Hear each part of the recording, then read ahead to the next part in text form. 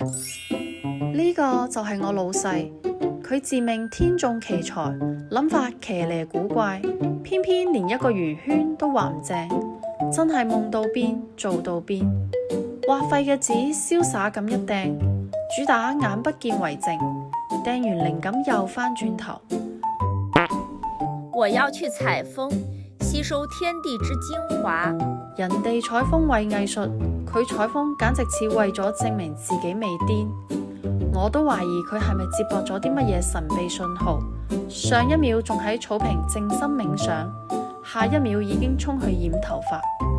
人哋轉髮色為靚，佢只係為咗將自己天馬行空嘅腦換個新包裝。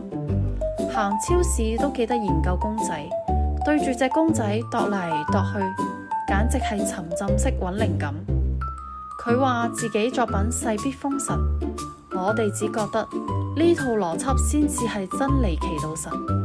佢話想做一隻長伴大家嘅 AI 閨蜜，為更多女仔賦予力量。朋友，你哋覺得佢掂唔掂？